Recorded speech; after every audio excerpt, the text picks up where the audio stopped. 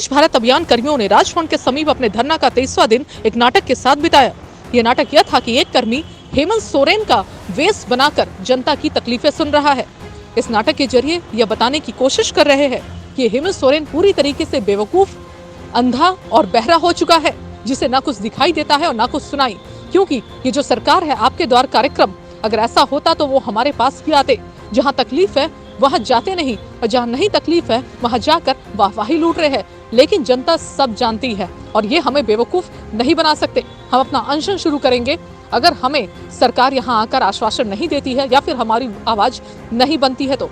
आइए सुनते हैं कर्मी दीपांशु शुक्ला ने द नेटवर्क से खास बातचीत के दौरान क्या कुछ कहा। उन्होंने कहा कि सरकार पास फॉर्च्यूनर खरीदने के पैसे हैं, लेकिन हमें देने के लिए नहीं। ये बहुत शर्म की बात है। आइए सुनते हैं।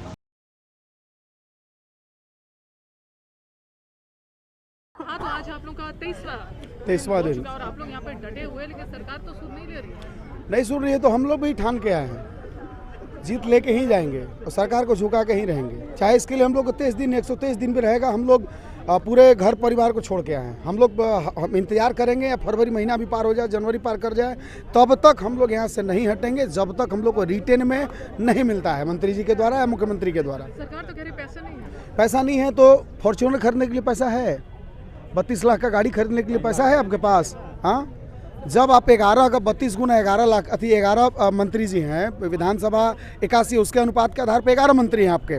आप 11 गुने 32 लाख कर दीजिए, उतना तो हमको पैसा का भी जरूरत नहीं है। उससे तो हाफ में हमारा पेमेंट का काम हो जा रहा है। तो ये फॉर्च्यूनर पहले जरूरी है कि जनता का सेवा जरूरी है। जो बेरोजगार, जो युवा के रोजगार में है, उनको बेरोजगार करके आप ये दशा देख रहे हो जो कंटिन्यू हम लोग 23 दिन से बैठे हैं। ये अगर ये जरूरी है तो मुख्यमंत्री जी कह दें कि फॉर्च्यूनर पहले जरूरी है तो हम लोग अभी का भी उठ के यहाँ से चले जाएंगे। लेकिन अगर आप लोगों की बात नहीं सुनेगी तो यहाँ पे आप साल भर भी बैठने के लिए तैयार हैं और कल परसों से आमरण अनशन भी करने के लिए तैयार हैं। मुख्यमंत्री जी कान खोल करके सुन लीजिए, हम लोग वैसे झारखंड के युवा हैं, खतियानी हम लोग हैं यहाँ के। 1932 का भी खतियान खोजिएगा तो मिलेगा, आपसे पहले का भी खतियान हमारे पास है।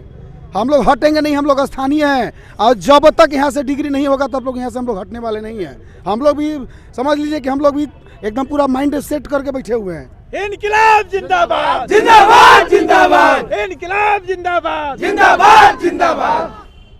तो सर मिथिलेश ठाकुर पे क्या कुछ कहेंगे? अगर वो चाहते तो 2 मिनट में आप लोग का मसला जो है सॉल्व। माननीय मंत्री जी तो इतने सक्षम पुरुष हैं, जहाँ तक हमें लगता है हम लोगों को तो उनके खिलाफ में बोलने में भी खराब लगता है, क्योंकि हम भी उसी गृह प्रखंड गृह जिला से मतलब बिलोंग करते हैं, गढ़वा से। माननीय मंत्री जी अगर अभी आकर के कह दें कि हाँ बाबू कल से तुम लोग का जो है हम उसको देख लेते हैं, 10 दिन के अंदर कर देंगे, तो हम लोग कोई सरकार से, देखिए हम लोगों की लड़ाई नहीं है, हम लोगों का सरकार का नीति और सिद्धांत से लड़ाई है।